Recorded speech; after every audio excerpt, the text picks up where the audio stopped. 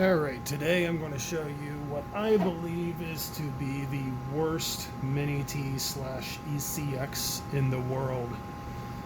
I basically got this thing for nothing, so it's not like I paid a bunch for it and then had to put a bunch into it, but to basically rebuild one from the ground up with all the parts that I could find and scavenge was more of a task than I thought it would be.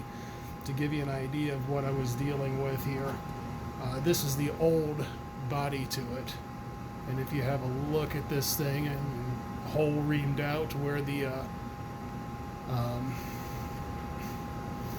body holder was and where the pin went through it, the rest of the body isn't in that bad of shape, but I mean it's definitely wasn't usable in this state. So in the bin it went. And if you take a look at these tires up close here, yeah, those guys were in terrific shape. And if you think this stuff's in good shape, you should have seen the body beforehand. Not the body, but actually the chassis beforehand.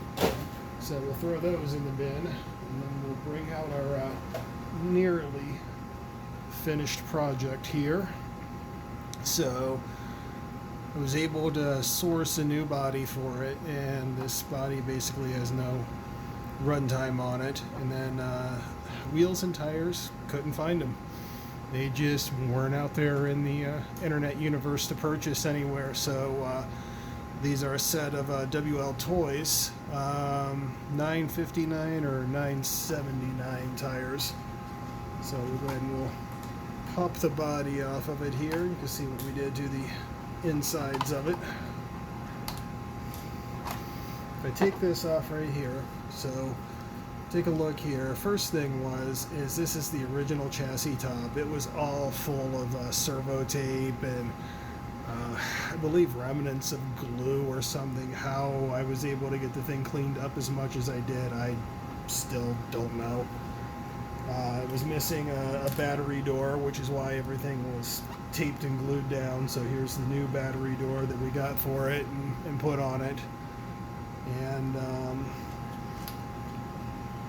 go ahead and batten this back down.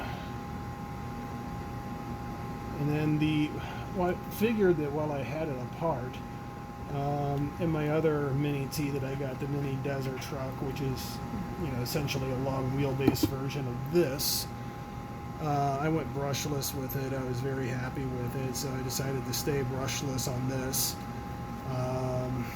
Shocks are stock. They were okay when I got it, so I put in here a 5200 kilovolt Hobby Wing brushless motor. It says here it's 12 turns, however you equate those. With a good pinion on it. Of course, stock, these things have terrible plastic pinions on them. Put in a new Hobby Wing ESC. This is the smaller one, I believe. It's the 18 amp quick run. And essentially, we got it looking good again. I know that I don't have the gear cover door on it, but I do have it. It's able to be put back in place. But I found that there's something not right still, and I think it's in the differential. It needs to be rebuilt with a ball differential, and I'm not going to do it. I've spent enough time, I've spent enough money on the thing. I'm going to sell it as is.